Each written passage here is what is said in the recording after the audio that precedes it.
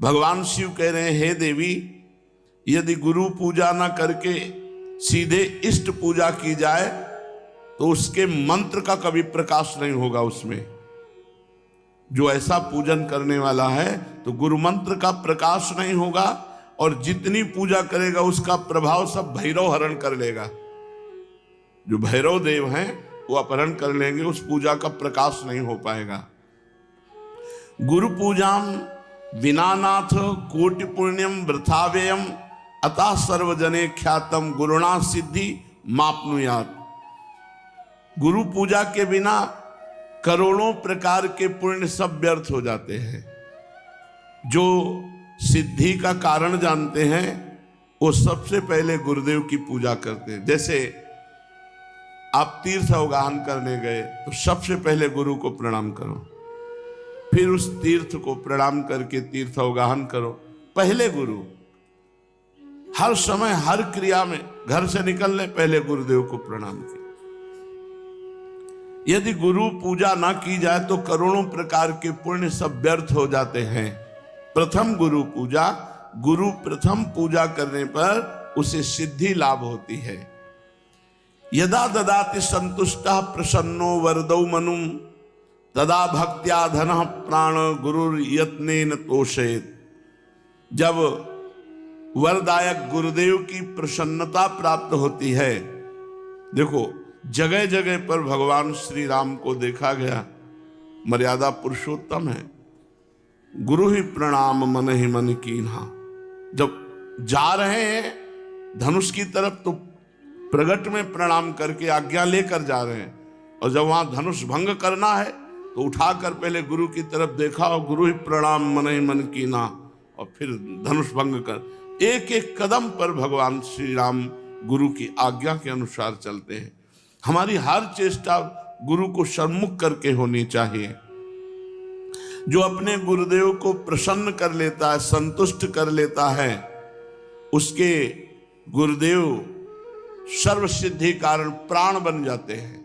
गुरुदेव प्राण हो गए, अब कौन सी सिद्धि बकाया रह गई। भोग्य भोज्यानि वस्तूनि गुरुवे चा समर्पयेत तच्छेषमिति संचित्य चानुभूयात सुरेश्वरी। हे देवी, सभी भोग, सभी भोज्य वस्तुएं जो गुरुदेव को अर्पण करता है और फिर गुरुदेव की जूठन पाता है, अगर गुरुदेव समीप नहीं है तो उनकी छवि विराजमान करके भाव से गुरुदेव को भोग लगावे और फिर उनका उच्छिष्ट प्रगट मान करके पावे कि मेरे गुरुदेव ने पाया है। इस उच्छिष्ट पान मात्र से समस्त सात्विक वृत्तियां उदय हो जाती हैं। गंधैर्मालैश्च चारवंगी पूजयेत सर्वदा गुरुम।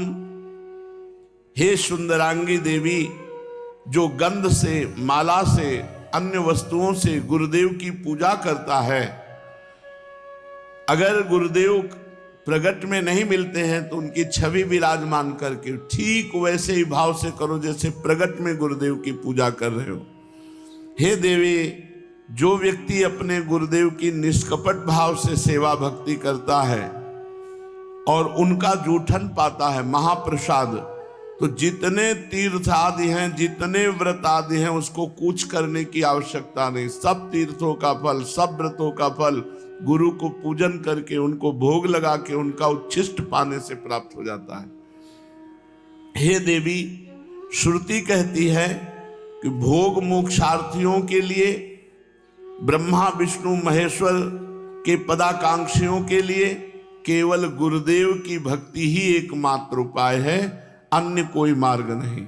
गुरु भक्ति के द्वारा असाध्य साधना भी साधित हो जाती है। जो असाध्य साधना है वो भी साधित हो जाती है।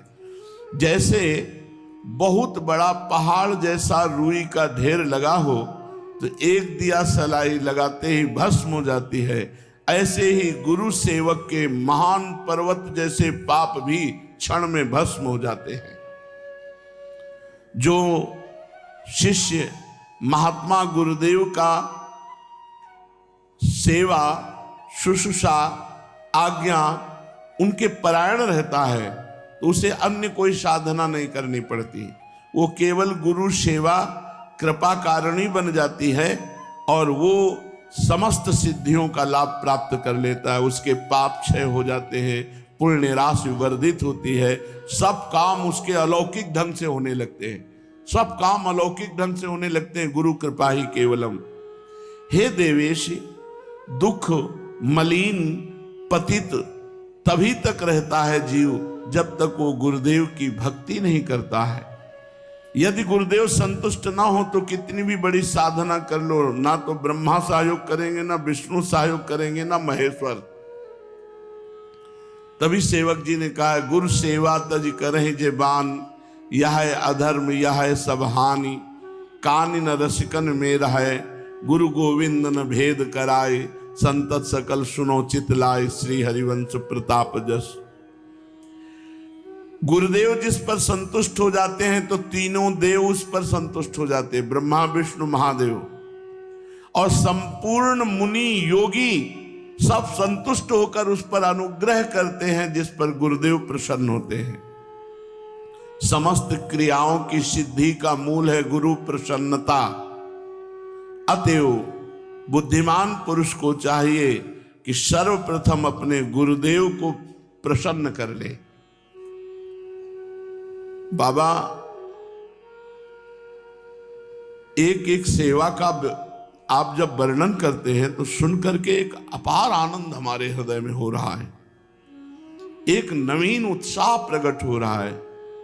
साथ ही मैं अच्छी तरह से समझ गया हूं कि गुरु सेवा करने से मुझ सरीखे श्रद्धा भक्तिहीन प्राणी को भी परम पद मिल जाएगा। हाँ, तवा दार्तिम भय शोको लोभ मोह भ्रमादया, यावन नायाति शरणम श्रीम गुरुम भक्तवत्सलम। तभी तक पीड़ा भय शोक रोग लोभ मोह भ्रम ये साधना में विक्षेप डालते रहते हैं जब तक भक्तवत्सल श्री सद्गुरुदेव भगवान की शरण नहीं ग्रहण की जाती। अधिक क्या कहूं, यदि गुरुदेव संतुष्ट हो जाएं और कह दें कि जा तू मुक्त हो गया, तो इस बात को भगवान भी नहीं काट सकते। बस ये बात पकड़ लो। तो कह रहे भगवान भी उस बात को नहीं काट सकते। यदि गुरु कह दे कि जा तो मुक्त हो गया, बस मान लेना चाहिए मैं तो मुक्त हो गया, मेरे गुरुदेव ने कह दिया।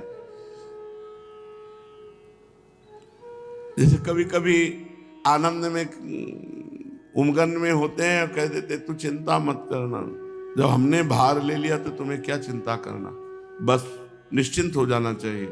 कि जब गुरुदेव ने कह दिया कि हमने भार ले लिया तो जब उन्होंने ले लिया, पर जीव देहाभिमानी है, वो इसे विनोद समझ लेता है, इसे व्यर्थ बात को समझ लेता है कि भला ऐसे इनके कह देने से मुक्त हो जाएंगे क्या। एक बार गुरु महिमा प्रदर्शित करने के लिए देवर्षि नारद जी बैकुंठ में गए। ये हमारे पिताश्री के गुरुदेव आते थे, श्री स्वामी शारदाश्रम सरस्वती जी महाराज, वो सुनाते थे, हम बच्चे थे तब सुने थे। तो बैकुंठ में गए, थोड़ी देर बैठे और हटे, विचरण के लिए चल पड़े। तो वहां भगवान के पार्षद जल छिड़क के पोछा लगा रहे थे। किसी कारण से फिर देवर्षि नारद वापस लौट आए, तो उन्होंने देखा जहां हम बैठे थे वहां जल छिड़क के पोछा लगाया जा रहा। तो भगवान से कहा, प्रभु आपका नाम लेते हैं, आपकी शरण में है, तो क्या हम अपवित्र हैं? भगवान ने कहा पार्षदों से पूछो। पार्षदों से पूछा तो पार्षदों ने कहा आपने आज तक गुरु नहीं बनाया, इसलिए आप महान भक्त तो हैं, लेकिन जहां आप बैठोगे तो निगुरा जहां बैठता है वो अपवित्र जगह हो जाती है। तो देवर्षि नारद जी ने भगवान से कहा कि आप ही हमें बताओ, हमारे तो गुरु आप ही हो, आप बताओ हम किसको गुरु वरण करें। तो कहा कल प्रातः काल आंख उठते ही जिस पर पहली दृष्टि पड़ जाए उसी गुरु बना लेना। ठीक, प्रातः काल आंख खुली, जब बाहर निकले पथ में देखा तो बहंगी में दोनों तरफ जल भरे हुए कहार वो जा रहे। तो उन्होंने कहा कि ये तो कहार है, कोई भगत हो तो गुरु बनाए। ये तो कहार है, इनको क्या गुरु बनाना है। और पानी ढो करके दूसरों के घरों में ले जाता है। कोई संत महात्मा होते तो गुरु बनाते। भगवान के पास पुनः गए, भगवान ने कहा गुरु बनाया? उनका प्रभु तो कहार है, तो गुरु की जाति देखी? नहीं प्रभु, वो पानी दूसरों के घर में ले जाते। तो गुरु की क्रिया देखी? जाओ मैं तुम्हें शाप देता हूं, 84 लाख योनियों में भटको। देवर्षि नारद जी घबरा गए। कहा प्रभु अब कैसे मुक्ति हो सकती है? आपके श्रीमुख के वचन तो परम सत्य होते हैं। तो कहा अपने गुरुदेव से पूछो जाके, कहाँ मिलेंगे? जहां तुम्हें मिले थे। और वो स्वयं भगवान ही कहार बनकर गए, चरणों में लौट गए। भगवान मुझे क्षमा करो, आप हमारे गुरुदेव हैं, मैंने आपको गुरुदेव रूप में वर्ण कर लिया, पर भगवान ने शाप दे दिया, ऐसी ऐसी बात थी। तो उन्होंने 84 से गोल गोल बना दिए जमीन पे और कहा ऊपर का कपड़ा उतार के लौट जाओ। लौट जाओ। बोले 84 लाख योनियों तुमने पार कर ली, अब तुम्हें 84 लाख योनियों में नहीं जाना पड़ेगा। नारद जी भगवान के पास गए, बोले प्रभु गुरुदेव ने ऐसा बोले। फिर संशय गुरुदेव के वाक्य पर, तुम 84 लाख योनियों से मुक्त हो गए क्योंकि गुरुदेव ने कह दिया।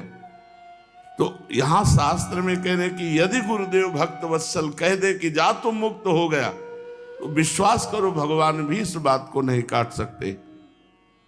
यावत् चोपाधि पर्यंतम तावत् शुश्रूयेद गुरुम गुरुवत गुरु भार्याम तत्पुत्रेषु च वर्तनम। जब तक देह रहे तब तक गुरु की आज्ञा में, गुरु की सेवा में रहे। यदि गुरु आज्ञा करे तो गुरु पत्नी, गुरु पुत्र सबकी सेवा में। ऐसा पूर्व के भक्तजन करते रहे। महाभारत उठा लो, चाहे वेद उठा लो, सब जगह गुरु सेवा। क्योंकि उस समय गुरुजन जो रहते थे वो जंगलों में रहते थे, पर्णकुटी में रहते थे, पर उनकी गुरु पत्नी भी रहती थी, उनके पुत्र भी होते थे। तो यहाँ आज्ञा कर रहे हैं कि अगर गुरु आज्ञा करे तो गुरु पत्नी, गुरु पुत्र आदि की भी गुरु के समान ही सेवा करे।